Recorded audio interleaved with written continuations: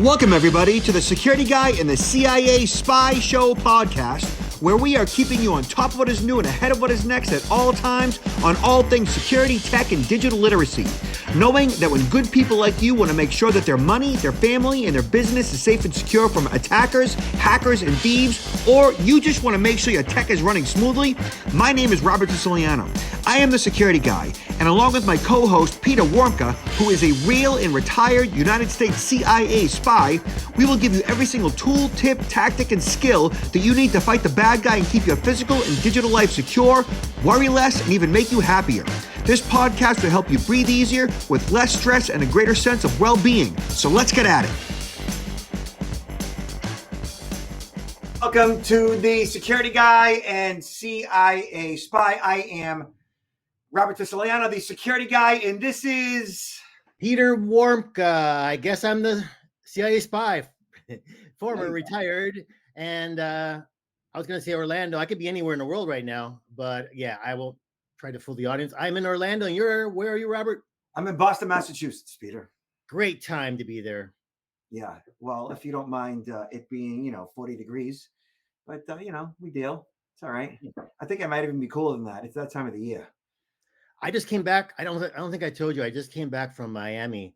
I was invited to get on you heard of Telemundo? Oh, it's yeah. Very large. It's the largest. I mean, it's one of the largest networks in Spanish that, it reaches households throughout North America as well as all of Latin America. And I had an interview on their show about AI threats and about my book that was recently released in Spanish. And I did the interview in Spanish. Can you believe that? You didn't. Now, how did you do? Do you speak Spanish? Yes, I do. I mean, I say fluent, but then again, when I hear myself, I said, well, I've heard people speak better. No, but I speak Spanish. I've had so many years living throughout Latin America and using that language every day. And I speak Portuguese. And actually, I'm going to be giving a conference for 4 days in December in Las Vegas for Brazilian magistrates, and it's all going to be in Portuguese. I know it's not easy. It's not easy, but some people prefer to have the presentation done in, their language, because otherwise, if you hire, a translator or interpreter, the time it takes for you to speak, for the interpreter to speak, and then it's kind of like you lose the flow. So yeah, I've been trying, but I'm not going to go to any other languages. That's enough for me. So you speak fluent Portuguese? Yes, I do. Say artificial intelligence in Portuguese. Inteligência artificial. Oh, that's easy. I'm still pretty. A lot of the more recent terms, especially the technological terms, they're really similar to English. The pronunciation, of course, is different, but the actual words are very similar. You are a talented dude, Peter. I love it. Okay. All right. So that being said, we're going to be speaking to artificial intelligence and a variety of scams, specifically voice cloning, deepfakes. So here is an announcement from the Michigan Department Attorney General discussing that artificial intelligence makes scams harder to spot. And that's really what artificial intelligence is best at right now in regards to fraud, is that it just makes the scams that much more believable. It makes the scams that much more feasible. And just like any other artificial intelligence tool, it generates the scams, both video and audio and via text. So I think we're going to see a huge, or at least very, very significant rise in our statistics regarding scams, and fraudsters using this and with success and people being scammed out of money. I think there's going to be a huge increase during this year and even more in 2024. We're going to see it. Okay. Well, right here it says AI is the technology that gives a computer the ability to think and learn on its own. It's the simulation of human intelligence into machines to do things normally done by humans. Using AI, computers can learn to see, understand, and translate spoken and written language. Essentially, what they're saying is that AI, if not now, eventually will do it better than humans. AI provides many benefits to society. It's used to develop tools and methods to protect computerized systems and any personal information they hold. It can teach computers to detect when other computers are trying to breach their cybersecurity measures. It can quickly analyze data and make recommendations with increased accuracy, reducing human error. Got it? So even though AI provides many benefits, like any other technology, it can be used for malicious purposes. Okay. So AI allows scammers to easily create and personalize scams to make them more convincing. It uses personal information pulled from social media profiles and other online sources to tailor the scam to you. So customizable scams, spear phishing, they may say, can be used to create deepfake audio and video clips to trick us. Using technology, scammers can collect audio data to clone a person's voice. That seems to be the most effective way that AI is being used right now. They may clone a child's voice, a grandchild, or other family members. The imposter will call, possibly spoofing a phone number. You know, caller ID spoofing, that's doable. To show the loved one's phone number on your caller ID. They may claim to be in serious trouble and beg the relatives to send money. Hearing a loved one's voice and seeing their phone number on your caller ID is convincing enough and motivates us to respond to the request. This has been around for a while. I mean, this technology has been around for a while, and the use of AI to clone voices has been around for a while. About a year and a half ago, it took approximately 60 seconds of voice sampling to be able to actually make a pretty decent clone of the voice. Now it's down to 5 seconds of sample to produce a deepfake voice cloning. So it doesn't take much to get that, right? An individual can just call you. I mean, a person would answer the phone and they wouldn't even have to get into a conversation per se. They could just say, the person's answering, hello, who's there? And they got enough. Or if you let the call go to your voicemail and you use your personal voice for your voicemail greeting, that's another way that they can obtain the sampling of your voice. Very simple. Yeah, and with me and you, we're all over the web. You know, our likeness, our video, our audio, our everything is all over the web. And so basically recreating you and I via artificial intelligence wouldn't be difficult at all. I've got, hundreds and hundreds of videos online, maybe thousands at this point, both TV and shorts and my own, everything. So yeah, that's that for somebody to clone me is a no-brainer. For you, is a no-brainer. Yeah. Well, no one should think that they're immune to this potential threat of getting their voice cloned, because as I mentioned, just a few seconds is all that's required. So we can get that from almost anybody. So I would suggest one of the first things you want to do is, if you have a personalized message for your voicemail, change that. Use the one that's the optional one that you can just use the phone to generate its own its own voice versus yours. That would be something you should do. For most people, that's a really good idea. So it says to learn to recognize the ingredients of a scam. I like that, ingredients. So pressure to act immediately. That's always a part of most scams. You get all emotional. Do this quickly or else. Yeah. Use of scare tactics or enticing offers. That's the or else part. An offer too good to be true. We've seen that a million times. Demand for money, typically in an unusual form, like wire transfer, gift card, a pay app like a Venmo or PayPal or crypto. Requests for sensitive or personal information.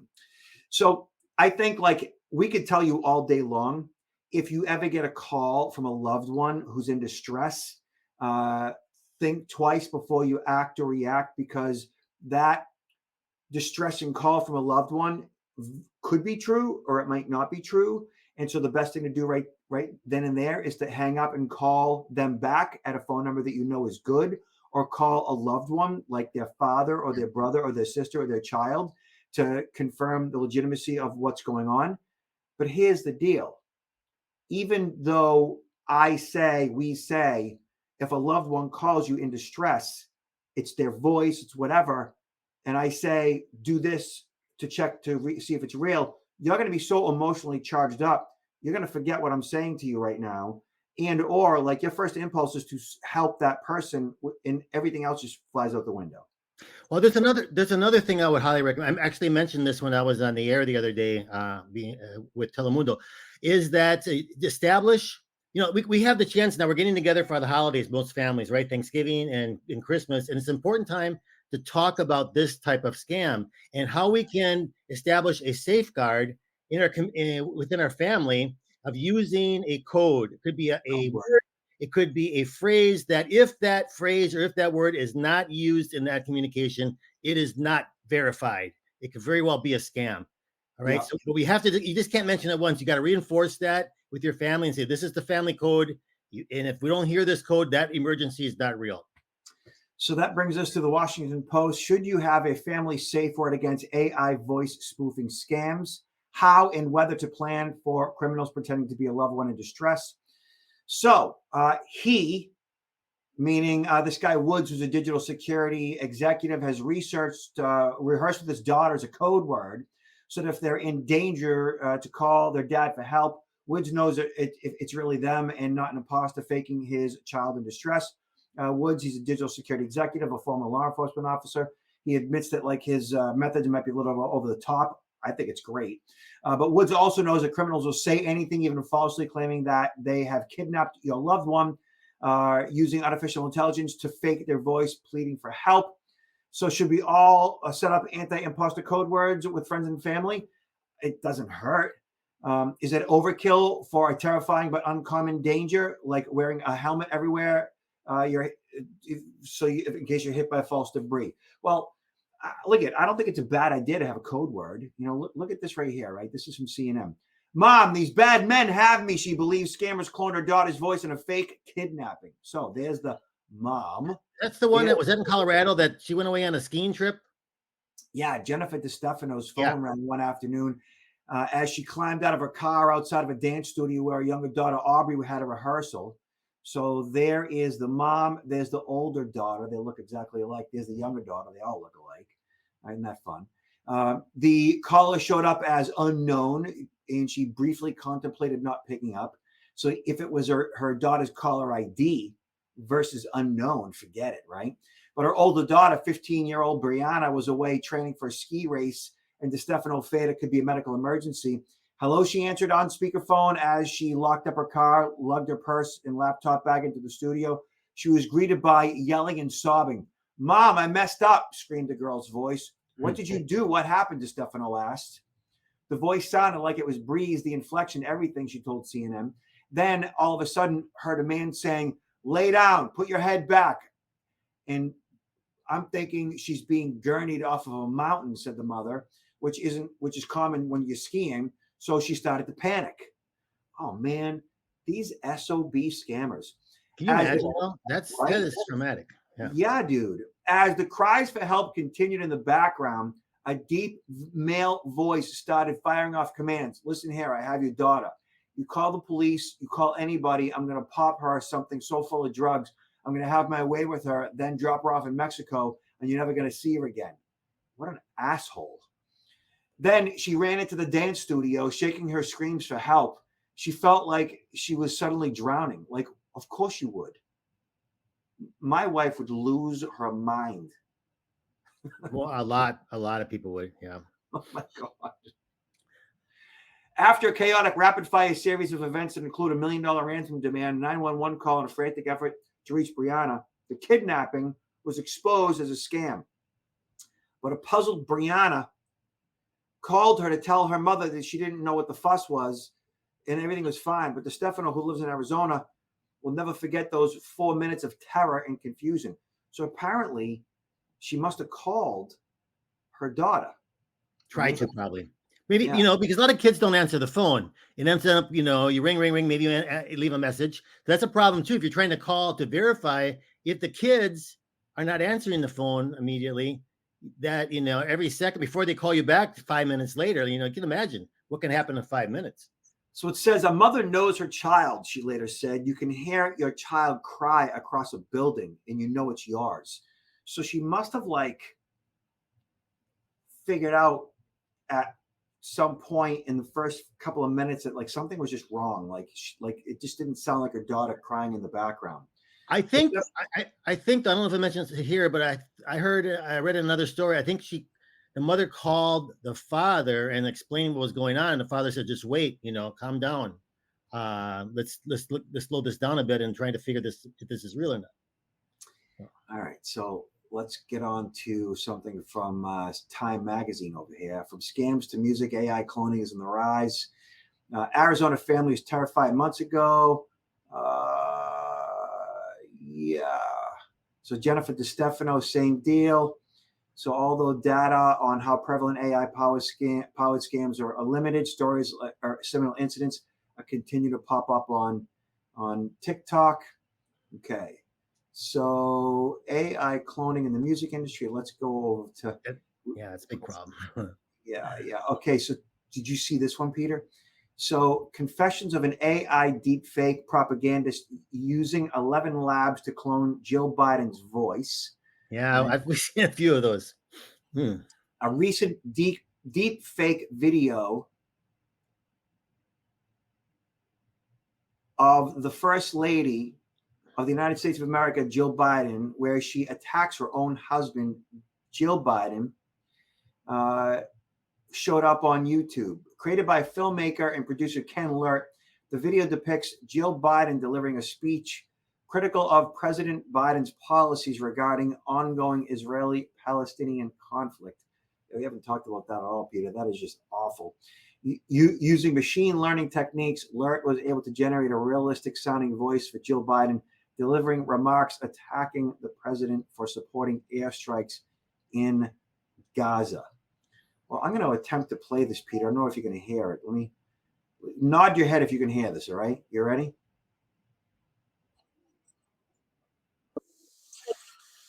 Can you hear it? No. Okay. So if you can't hear it, that means nobody else can. But this is the thing, though, Robert. We're seeing more and more of these things pop up across social media. This is why, I mean, I've been moving myself away from social media when it comes to getting my news. When it comes to getting my news, I'm going with the pretty much the standard networks for news, because at the very minimum, even though those standard networks many times are biased, every network is biased, right? I think you agree with me. But at least the news that they'll put on there, the videos are typically, they're going to verify them before airing them. So I think at a minimum, we can get some bias in the commentary of the news, but we can save ourselves from a lot of these really deep fakes that can go viral on social media, and then people are just going crazy. Crazy. AI generated scam cons Sugarland man out of $17,000. An 82-year-old man reportedly received a call believing it was from his son-in-law. The caller convinced him to send thousands of dollars. Jerry, identified only by his first name, said he received a call from a stranger who introduced himself as Sergeant Matthew with the San Antonio Police Department. The caller told Jerry that his son-in-law, Michael, was in jail for a serious accident that he caused. Another voice, which Jerry then thought belonged to his son-in-law, came online asking Jerry to help pay for his release. The scammers convinced Jerry to take out $17,000 and hire a courier to deliver the cash from the assisted living facility where Jerry resided with his wife. Oh, man.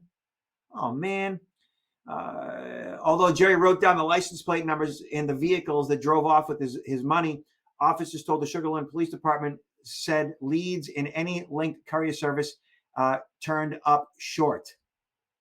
Peter, what is going on? No, this is increasingly a huge problem. And what we really, I think I maybe mentioned this last, what we really need, the people need to share their stories. Everybody has a family member who's gone through something like this or similar to this. A good friend of mine told me the other day that actually he received a call and supposedly his daughter was kidnapped, and they had cloned the daughter's voice, but they used one term that she never referred to him as Poppy. And it was Poppy. And he said, that's not my daughter. But the voice with the clone voice was real. And I said, we need to share your story. And so I got a story on video, and I'm going to air it at some point. But if we get more and more people to share their stories, and I welcome those, I got a page on my website on counterintelligence.institute.com where people can share their stories. And I want to start putting those out. And if they don't want to share their name, that's perfectly right. But the more people share what's going on, the better educated, and we can help other people from falling victim to these same types of things, because this is really growing. And once in a while it comes out in an article, but it's a lot bigger of a problem than most people will recognize. Huge. Look at this. High schooler calls for AI regulations after manipulated pornographic images of her and others shared online via CNN.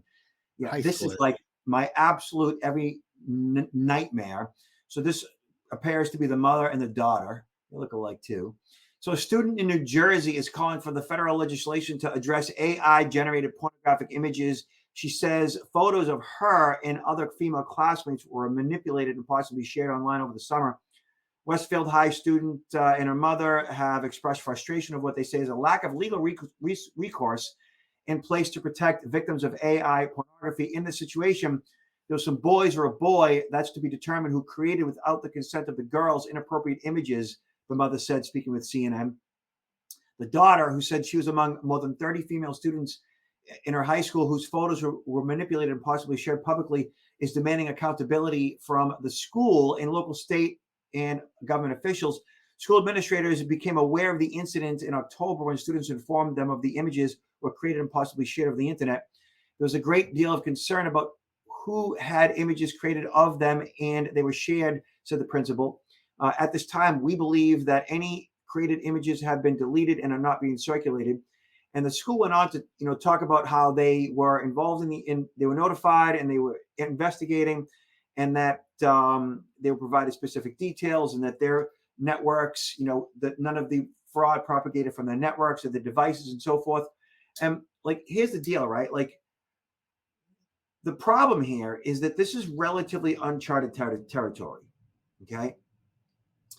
And they're likely using the faces or images of the, in this case, probably 17-year-olds, which are minors, and attaching them to adult bodies.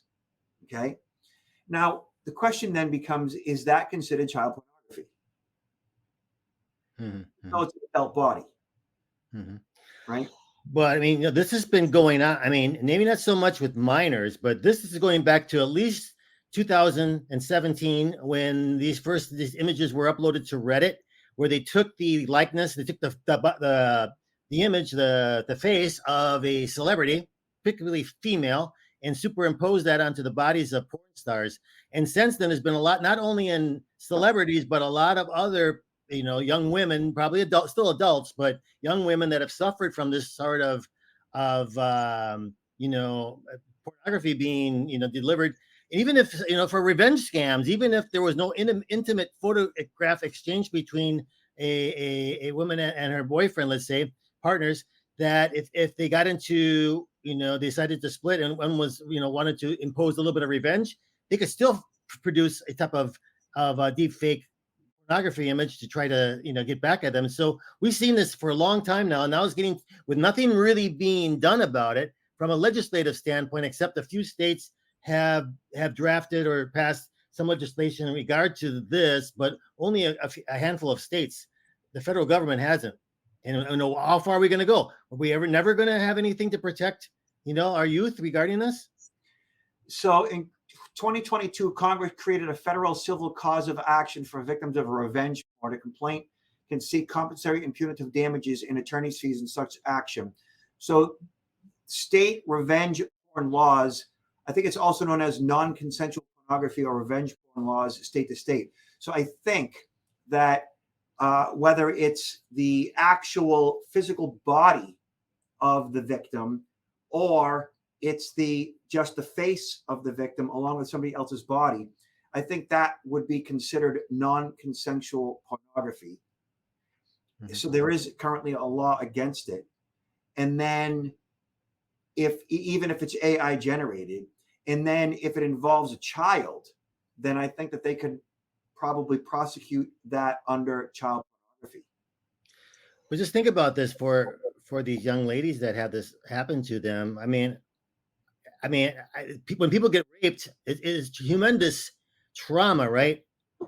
But many times no one knows about it except the victim and the person that did it. But the victim just doesn't want anybody to know. Here, it's not rape, but in a sense, it's sort of like it's a violation when they all of a sudden they produce these images and they post them on the World Wide Web, where everybody sees and believes, or or fascinates over that this person, that's their naked body, and they see their picture. I mean, what kind of trauma is that, and how can it ever be erased from the victim?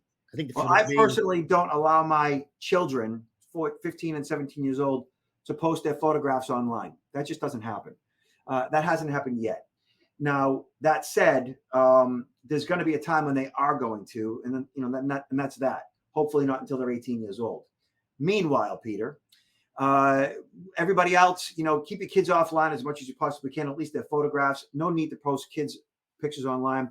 Adults, just be aware that this stuff is going on and know that it is against the law and that you have some form of, ability to report it. Whether that's any consolation is another story, but just be aware of it and don't completely freak out if it does happen, because, it's the world that we live in today. And I think, people understand that's the world that we live in. So it's not the end of the world. Mm-hmm. For kids, though, that what I just said, it's not the end of the world. For kids with that type of pornography with them online, even if it's their face and not their body, they could be so devastated by stuff like that. We've seen situations where, kids have engaged in self-harm as a result of it.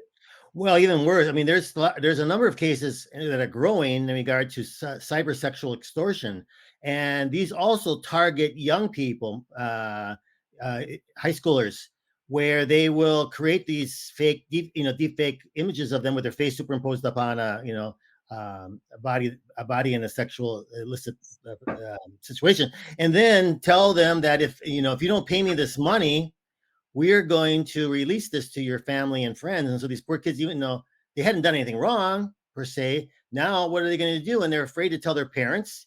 So they start to pay, right? They'll start paying the amount, whatever it is, a few $100 or $1,000 maybe on a credit card, that they find the money somehow. But that doesn't go away. It doesn't go away. They keep on coming back to them to try to get more and more money. And there have been cases of suicides. They really have, because these kids find there's no way out of this. This is a terrible problem. Yeah, parents, you need to talk to your kids, as far as like them posting stuff. And, I have a good friend whose son did the same thing, and, 17 years old. And I said, listen, like, so you spent the money in Bitcoin, whatever. At this point, just pay attention to your son. Like, just get him close to you. Like, just make sure that he's okay, because this is traumatic for him. And the more that he festers over this, the more upsetting it's going to be for him. Just stay close to your boy right now. Like, this is a parenting issue at this point. Pay attention to your boy's mental well-being at this point. Mm-hmm. Yeah. All right, Peter. So tell everybody what you got going on.